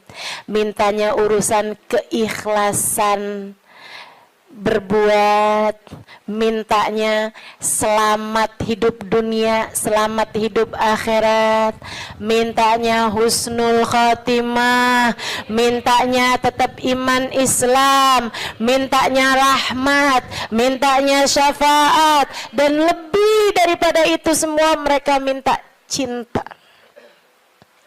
Mereka minta cinta. Cinta kepada Allah, cinta kepada Rasulullah. Mereka minta Allah mencintai mereka. Mereka minta Rasulullah mencintai mereka. Itu hal-hal besar untuk kita minta kepada sang pemilik segalanya, teman-teman. Minta itu sesuatu yang gak bisa kebeli pakai duit. Itu gede, barang berharga. Kalau sesuatu yang masih bisa kebeli pakai duit, itu barang yang gak seberapa berkelas, teman-teman. Ya kan? Barang yang gak seberapa berkelas gitu. Mudah-mudahan Allah karuniakan. Itu katanya beliau seperti itu. Wallahu a'lam bishawab. Alhamdulillah. Wassalatu wassalamu ala Rasulillah Muhammad ibn Abdillah wa ala alihi wa sahbihi wa man walah. Subhanaka la ilma lana illa ma 'allamtana innaka antal alimul hakim. Rabbi shrah li sadri wa yassir li amri wahlul 'uqdatan min lisani yafqahu qawli. Amma ba'du. Alhamdulillah, sama-sama kita hormati, kita muliakan keluarga besar dari At-Tarisi At-Thayyibah, Habib Mustafa, Teh Ela beserta segenap keluarganya. Kita doakan semoga senantiasa dalam rahmat ridha Allah Subhanahu wa taala. Panjangkan umurnya, disehatkan badannya, dimudahkan urusannya, dimurahkan rizkinya, senantiasa dalam pandangan kasih sayang Allah Subhanahu wa taala. Para hubabah, para syarifah, para pimpinan pondok pesantren, pimpinan majelis ta'lim, para ustadzah yang mudah-mudahan semuanya dicintai Allah Subhanahu wa taala, disayang Allah Subhanahu wa taala, serta tentu saja semua yang hadir di majelis ini, baik ibu-ibu, kakak-kakak, adik-adik, anak-anak, yang semoga semuanya disayang Allah, dicinta Allah, dibahagiakan Allah. Semoga semuanya disayang Rasulullah, disyafaati Rasulullah Muhammad sallallahu alaihi wasallam insyaallah. Amin ya rabbal alamin. Kita akan melanjutkan kajian kita di kitab kita Ar-Risalah Al-Jami'ah, risalah lengkap atau kitab lengkap, kitab kecil lengkap, yang di sana kita pelajari mengenai syariat agama Allah Subhanahu wa taala. Dan kita sekarang sampai di bab fikih, yaitu tepatnya sampai di bab mengenai mandi. Betul ya? Bulan lalu sudah saya terangkan tata caranya mandi. Hari ini saya akan menerangkan hukum-hukumnya mandi. Hukum-hukumnya mandi. Emang mandi ada hukumnya Ustazah? Banyak. Kita akan pelajari di pertemuan kali ini insyaallah. Dan juga bulan depan tuh kita udah libur lagi. Kita ngajinya banyak liburnya pokoknya. Karena bulan depan kita sudah akan memasuki bulan Maulid. Akhir Agustus sudah masuk bulan Maulid. Nanti kita juga akan bikin Maulid. Teman-teman juga bisa liatin Instagram saya, nanti akan kita share Maulid di At-Tarisi kapan, Maulid di tempat-tempat yang lain kapan. Dan saya umumkan juga bahwa maulid saya, maksudnya maulid yang kami adakan, saya dengan teman-teman Al-Ikhwan dan Muhasabah Cinta adakan pada tanggal 28 September. Ingat-ingat ya tanggalnya, ibu-ibu nanti pulang lingkarin kalendernya. Maulidnya tanggal 28 September di Masjid Raya Istiqlal. Ya. Masjidnya gede sih. Tapi jangan datang kesiangan.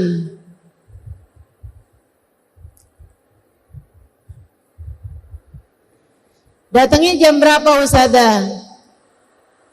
Sebelum bangun. Sebelum bangun kamu udah jalan. Jadi nggak pakai tidur. Iya. Mudah-mudahan Allah panjangkan umur kita. Allah sehatkan badan kita. Allah takdirkan diri kita untuk bisa menghadiri maulid Nabi kita Muhammad sallallahu alaihi wasallam insyaallah. Amin ya rabbal alamin. Sebelum kita akan bahas hukum-hukumnya mandi ini, kita akan awali dulu dengan membaca niat belajar bersama-sama. Ikuti sudah saya. Bismillahirrahmanirrahim.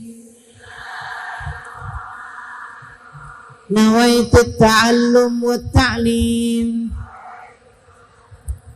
wan naf'a wal intifa' wal mudzakarah wat tadhkir wal ifadah wal istifadah wal hitha 'ala tamassuk bi kitabillah wa sunnati rasulillah sallallahu alaihi wa alihi wa sallam wa du'a ilal huda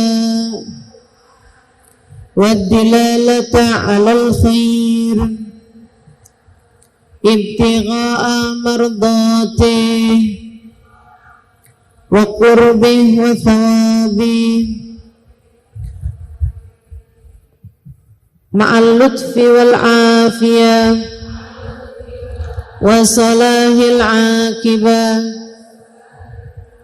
birahmatika ya arhamar rahimin.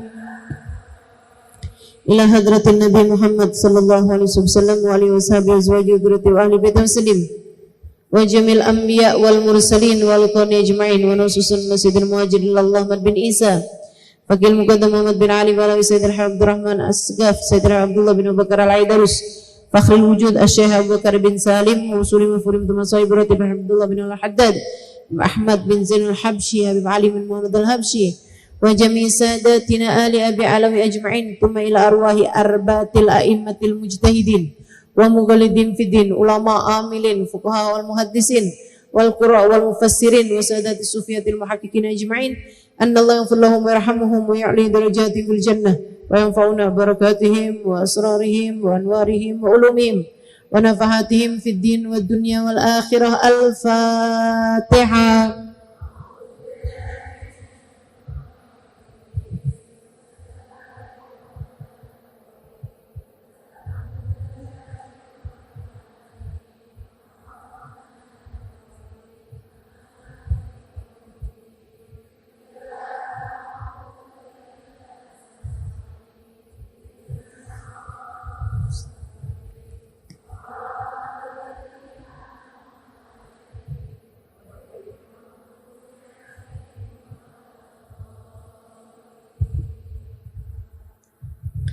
Bismillahirrahmanirrahim. Kita berada di bab mandi. Katanya sahibul kitab, wa in kana alaihi janabah min mujama'ah aw khuruji mani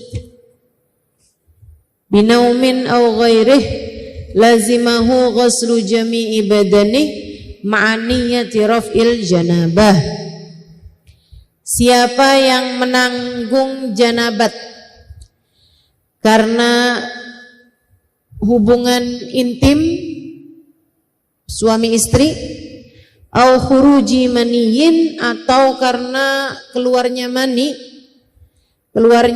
ini binaumin, sebab mimpi, banyakan laki-laki ya, tapi perempuan juga ada. Au ghairihi, atau selain dari mimpi, lazimahu ghuslu jami'i badani, maka mandi wajib, terutamanya sesudah haid atau sesudah nifas. Ini kita perempuan sering terjadi, mandi wajib kita adalah karena sesuci dari haid ataupun nifas. Lazimahu ghuslu jami'i badani, maka wajib bagi kita untuk mandi dengan mengalirkan air ke sekujur tubuh, ma'aniyati raf'il janabah, diiringi dengan niat ngangkat hadas besar. Jadi sekalian, kemarin saya sudah bahas sebab-sebabnya mandi wajib. Masih ingat nggak Bu? Nggak yakin gitu jawabnya. 3 sebab khusus perempuan. Haid, nifas, melahirkan. 3 sebabnya yang lain umum buat laki-laki maupun perempuan. 1, berhubungan intim, baik laki-laki maupun perempuan wajib mandi. Yang kedua, khuruj mani, keluarnya mani, baik laki-laki maupun perempuan, meskipun keluarnya laki-laki lebih sering dibandingkan dengan perempuan. Dan yang terakhir, ada yang menyebutnya sebagai salah satu penyebab mandi wajib, ada yang tidak menyebutkannya. Ulama berbeda pendapat dalam apakah disebut sebagai penyebab mandi wajib apa tidak gitu. Yang terakhir ini yaitu al-maut, kematian. Orang kalau mati wajib mandi. Masalahnya bukan dia yang mandi. Serem kalau dia yang mandi. Dia meninggal dunia, buruan mandi gih. Lah orang mati. Yang mandikan adalah orang-orang yang hidup. Gitu ya. Itu. Kalau kamu terkena salah satu dari 5 sebab yang tadi itu, haid, nifas, melahirkan, dengan catatan melahirkan ini kalau tidak bersambung dengan nifas. Tapi kalau nyambung sama nifas, nggak wajib mandi juga. Nggak wajib mandi. Mandinya nanti aja. Kapan aja kamu mandi boleh. Jadi jangan menyiksa orang yang habis melahirkan. Sebab kebanyakan orang kalau habis melahirkan itu Bu, nyambung sama nifas. Langsung keluar darah, nyambung terus sampai maksudnya sampai nifas berhari-hari. Kamu nggak usah paksain, buruan mandi habis melahirkan, hukumnya wajib. Kalau dia nyambung sama nifas, hukumnya tidak diwajibkan untuk mandi. Mandi wiladahnya itu gugur kalau nyambung sama nifas. Nah, mandi wiladah di sini wajib kalau tidak bersambung dengan nifas. Ada Bu orang yang habis melahirkan nggak langsung keluar darah. Darah melahirkan iya, tapi habis itu nggak keluar darah kayak haid, nifas gitu nggak. Berhenti darahnya. 2 hari kemudian baru keluar nifas. Nah kalau kayak begitu, itu maka waktu habis melahirkan dia diwajibkan untuk mandi. Gitu ya. Bahkan seperti yang saya nggak ingat saya ceritakan apa enggak, Sayyidah Fatimahuz Zahra itu ibu-ibu sekalian, nifasnya hanya majjah. Hanya ketika melahirkan beliau keluar darah sekaligus nifas, habis itu berhenti. Tidak sampai menghalangi waktu sholat beliau. Sayyidah Fatimah keluar darah nifasnya sangat sebentar, hanya beberapa jam saja, bahkan tidak menghalangi sholat beliau. Pernah Sayyidah Fatimah melahirkan salah satu putranya sesudah adzan maghrib. Jadi maghrib datang waktu sholat maghrib, beliau sholat, habis itu sakit perut melahirkan. Habis melahirkan Bu, keluar darah. 1 jam kemudian berhenti darahnya, sudah tidak keluar lagi. Ketika datang adzan isya, beliau sudah selesai dari nifasnya, tinggal mandi. Beliau kemudian sesudah itu mengerjakan sholat isya pada waktunya. Itu sebabnya Sayyidah Fatimah mendapat julukan Al-Batul, perempuan ahli ibadah yang ibadahnya tidak pernah terputus dari haid maupun nifas. Ada yang bilang Sayyidah Fatimah tuh pernah haid sekali. Waktu awal balik haid sekali, hanya dalam beberapa hari, habis itu udah. Bulan berikutnya beliau tidak pernah lagi haid. Beliau melahirkan pun juga seperti itu. Karena Allah kepengen Sayyidah Fatimah ibadah terus-terusan. Enggak kayak adik-adik nih yang kalau datang haid girang bener. Alhamdulillah haid. Apalagi kalau bulan Ramadan. Besok belanja yuk ke Tanah Abang. Keliling-keliling kita ke pasar, ngemol. Emang kamu nggak lemes besok? Saya haid. Ya, saya enggak. Gimana sih? Ya Allah. Sayyidah Fatimah tidak pernah terputus ibadahnya dengan haid ataupun nifas karena Allah Subhanahu wa taala menginginkan beliau senantiasa menghadapkan dirinya kepada Allah Subhanahu wa ta'ala. Baik, jadi hukumnya mandi ada 5 hukum semuanya, Bu. Mandi ini punya 5 hukum. Hukum yang pertama wajib, yaitu apabila datang salah satu sebab dari 5 sebab-sebabnya mandi yang telah tadi saya sebutkan, yaitu haid, nifas, melahirkan, keluar mani, sama keluar sperma ya, sama yang terakhirnya adalah berhubungan intim. 5 hal ini menyebabkan mandimu berhukum wajib.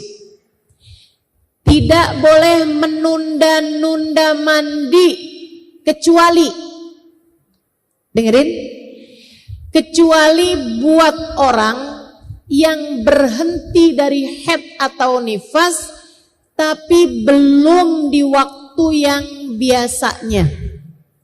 Misalnya, Ustadzah saya itu biasa mens 8 hari atau setidaknya 7 hari. Ini kok tiba-tiba aja saya mens 4 hari Ustazah berhenti. Gimana nih? Saya harus langsung mandi atau boleh saya tunggu? Boleh tunggu. Berapa lama nunggunya? 1 kali 24 jam. Sehari semalam. Boleh tunggu. Kenapa gitu? Karena biasanya siklus haid itu secara normalnya tidak berubah. Atau paling tidak kalau dalam sedang sehat siklus men itu tidak berubah banyak. Kalau biasanya 8 hari ya jadi 7 hari, jadi 9 hari gitu. Gitu ya. Kalau misalnya biasanya 8 hari, 7 hari, ini kok cuma 4 hari berhenti, bisa jadi keluar lagi nanti. Jadi kamu boleh tunggu sampai besoknya. Kalau ternyata besoknya juga enggak keluar sama sekali, bahkan ketika kamu colek juga, kamu ambil enggak ada apa-apa. Tidak ada apa-apa yang berwarna selain putih, adanya cuman yang warnanya putih, maka kamu harus segera mandi. Ternyata emang beneran udah nggak keluar sama sekali. Saat-saat yang kamu menunggu tadi 24 jam, sholatmu wajib diqodho. Jelas? Adik-adik dengerin nih, yang masih pada haid dengerin. Ustazah kok saya nggak ngerti ya, saya harus dengerin apa enggak? Umurmu berapa Bu? 70 tahun, nggak apa-apa, nggak usah. Apa? Ibu udah nggak mens kan, nggak apa-apa. Nggak ngerti nggak apa-apa. Udah Bu, tinggal aja Bu, tidur nggak apa-apa dah. Jadi kalau kamu biasa head 7 hari, tahu-tahu kok sekarang 6 hari udah bersih nih Ustazah. Saya mandi apa enggak? Mandi. Karena kan emang 6, 7 deket. Mandi aja langsung. Tapi kalau kamu punya kebiasaan headnya 7 hari, 8 hari, ini kok baru hari keempat udah berhenti, baru hari kelima kamu udah berhenti, kamu boleh nunggu sebanyak 24 jam. Artinya adalah 1 hari 1 malam. Liatin, keluar enggak tuh? Kalau ternyata keluar, ya emang berarti kamu belum suci. Tapi kalau ternyata enggak keluar lagi sama sekali, emang udah bersih, segeralah mandi. Nah, kalau ternyata kamu memang enggak keluar sama sekali lagi sesudah itu, artinya memang mensmu ternyata cuma 5 hari, berarti hari yang kamu menunggu 24 jam itu wajib kamu qadha, karena sebenarnya kamu sudah wajib sholat. Tapi karena kamu masih nungguin suci tadi itu, kamu kan enggak sholat tuh. Nah, nanti begitu habis selesai kamu mandi suci, baru kamu qadha kembali sholat tersebut. Ustazah, gimana caranya ngodoin sholat? Ya kayak sholat biasa aja, cuman niatnya gantinya adaan menjadi qadhaan. Dari kemarin sebenarnya udah suci, tapi karena nggak biasa head sebentar, jadi kamu nungguin nih sampai duhur hari ini. Begitu habis selesai mandi, kamu sholatin duhur, kamu sholatin duhur yang kemarin, kamu sholatin asar. Sebelum kamu sholat asar, kamu sholatin asar yang kemarin. Kamu sholatin maghrib, kamu sholatin maghrib yang kemarin. Kamu sholatin isya, kamu sholatin isya yang kemarin. Kamu sholat subuh, sebelum itu kamu sholat subuh yang kemarin. Ustazah, ada yang sesudah, ada yang sebelum. Iya, yang asar sama yang subuh, kalau kamu mau qadha, qadhainlah sebelum sholat fardu yang jam itu, yang hari itu. Tapi kalau duhur, maghrib, isya, nah itu kerjakan sesudah sholat fardu. Kenapa gitu?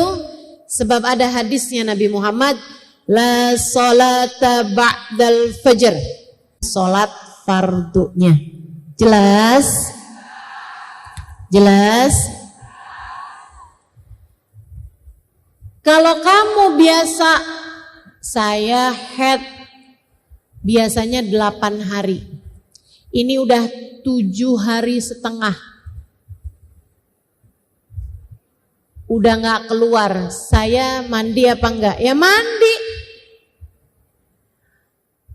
Tapi kan bisa aja nanti keluar lagi Ustazah. Ya kalau keluar lagi ya mandi lagi. Kamu harus mandi, gak boleh nunggu. Boleh kata Ustazah 24 jam. Itu buat yang keluar darahnya lebih sedikit daripada biasanya. Jelas ya? Kalau memang udah seperti biasanya ya langsung mandi. Tidak boleh menunda-nunda. Hati-hati sama menunda-nunda sholat. Kenapa begitu? Khawatir masuk dalam firman Allah Subhanahu wa taala, A'udzu billahi minasyaitonir rajim. Fawailul lil musallin alladzina hum an salatihim sahun. Celakalah orang-orang yang sholat. Wah, sholat kok celaka? Alladzina hum an salatihim sahun, yaitu mereka yang suka melalaikan, menunda-nunda, entar-entaran, kali-kali keluar lagi mensnya. Tuh termasuk diantaranya. Celaka orang yang suka menunda-nunda waktunya suci. Kalau memang sudah suci haidmu, kalau memang sudah suci nifasmu, segeralah mandi dan segeralah sholat. Teman-teman saya sekalian, penyebab-penyebab mandi, haid, nifas, wiladah, kemudian kumpul hubungan intim suami istri sama keluarnya mani. Wajib bagimu untuk mengerjakan mandi.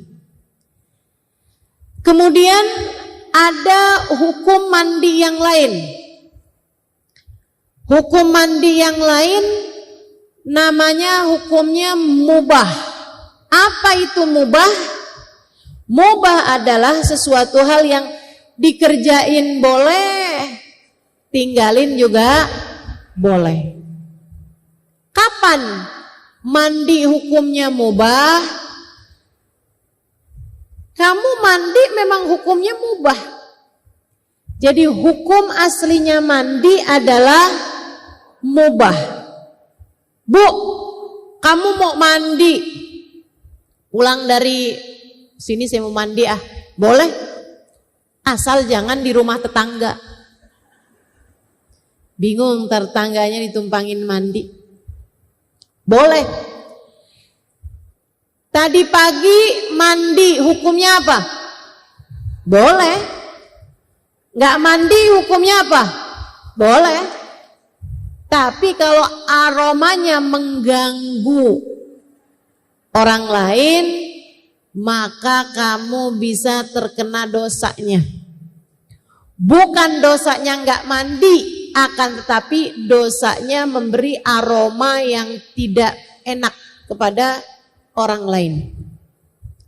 Bu, saya pernah tinggal di negeri Arab hampir 5 tahun. Ya Bu ya, jauh lebih panas daripada Indonesia. Jauh. Kalau lagi musim panasnya itu bisa sampai 50 derajat Celcius. Udah biasa saya 5 tahun. Tapi Bu, panasnya negeri Arab itu nggak keringetan kayak kita. Karena mereka itu udaranya kering. Sementara kita ini udaranya lembab. Gitu. Jadi di sana walaupun panas tapi enggak keringetan. Kayak apaan Ustazah? Panas enggak keringetan? Kayak kamu di depan api. Kamu pernah depan kompor? Panas kan itu? Enggak selalu keringetan kan? Kecuali kalau kamu ngaduk dodol. Keringetan. Keringetannya ngaduknya itu keringetan karena olahraga. Atau kalau kayak kamu lagi demam. Itu kan panas tapi nggak keringetan. Nanti kalau udah demamnya sembuh biasanya keluar keringet dingin. Ya kan? Itu malah udah nggak panas, kamu malah dingin. Nah, kayak gitu tuh di sana. Makanya Bu, orang Arab itu enggak perlu sering-sering mandi, berbeda sama orang kita. Makanya ibu-ibu orang bule itu jarang-jarang mandi. Kenapa? Negeri mereka itu kering. Negeri kita ini Bu enggak bisa dah enggak mandi, enggak bisa. Yang enggak mandi jangan hadir majelis dah. Saya saranin. Ya, apalagi udah 2 hari nggak ada air nih di rumah saya. Tapi saya kepengen hadir majelis. Yaudah dah, saya datang aja ya. Jangan dah. Jangan. Terganggu sebelah-sebelah kesian. Gitu kan? Saudaraku sekalian yang saya muliakan, Nabi bahkan pernah mengeluarkan seorang sahabat dari masjid hanya karena mulutnya bau bawang mentah. Jadi dia habis makan makanan ada bawang mentahnya. Mulutnya itu aromanya mengganggu. Orang kalau ada deket dia gak enak gitu. Jadinya Nabi pernah ada tahu seorang sahabat mulutnya aromanya gak enak.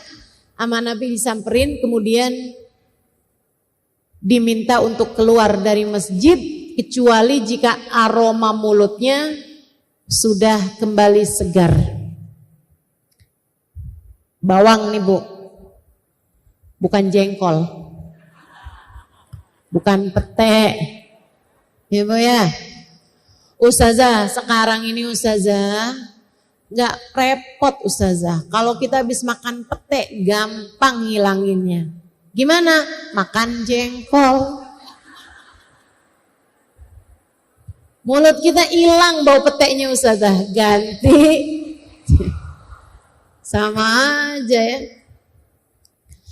Jangan mengganggu orang lain dengan aroma yang tidak sedap dari tubuh kita. Keringetan, baunya gak jelas, gak boleh gangguin orang lain. Gak boleh. Teman-teman sekalian, Ustazah, saya sih insya Allah enggak ya Ustazah. Cuman gimana cara negur orang yang apa sih istilahnya itu? Iya itulah ya. Gimana cara negurnya Ustazah? Tegur aja Bu gak apa-apa. Tapi jangan depan-depan orang. Kasih hadiah, deodoran, gitu kan? Coba deh. Saya juga dulu gitu. Tapi ini apa namanya? Ketika pakai ini nih enak nih buat ngilangin bau badan nih. Pakai deh, gitu. Bulan depannya dia bilang abis tuh yang kemarin boleh lagi gak? Gak terdiri ya. Masya Allah. Kata Nabi Muhammad, liyamur sab'ata ayyam falyattaqillah falyamussu jasada ahadikumul ma'. Apabila berlalu 6-7 hari, kata Nabi, apabila berlalu 7 hari, hendaklah kalian bertakwa kepada Allah, kulit kalian harus tersentuh air, yaitu dengan mandi. Jadi kalau di negeri Arab Bu, minimal yang diajarkan Nabi Muhammad, minimal banget deh, minimal banget. Itu seminggu sekali. Tapi sekali lagi itu di negeri Arab. Ibu jangan bilang, Allah di negeri Arab yang panas gitu aja 7 hari baru wajib mandi. Kita kan gak sepanas itu. Salah Bu, di negeri Arab itu enggak keringetan. Panas tapi tidak berkeringat. Bismillahirrahmanirrahim. Thumma alam rahimakallah anna taubata laysat hiya qalil abad bilisani astaghfirullah wa atubu ilaih min ghairi nadmin bil qalbi wa min ghairi ikla'in anid dhanbi. Saya baca dulu depannya biar kita sambungannya enak. Kemudian ketahuilah olehmu, semoga Allah merahmatimu, bahwasanya taubat itu bukan hanya sekedar ucapan seorang hamba, aku minta ampun sama Allah, astagfirullah, astagfirullah, astagfirullah, wa atubu ilaih, aku taubat sama Allah. Bukan hanya sekedar itu, min ghairi nadmin bil qalbi, tanpa ada penyesalan dalam hati. Min ghairi nadamin bil qalbi, tanpa adanya rasa penyesalan, namanya bukan taubat. Wa min ghairil igla' anid dzambi, dan bukan yang tanpa ninggalin dosa tersebut. Wih, cowok ganteng banget ya, astagfirullah, astagfirullah, astagfirullah, astagfirullah. Tapi sambil ngelihat gitu kan. Sambil kamu melakukan dosa tersebut tanpa meninggalkan dosa itu namanya bukan taubat.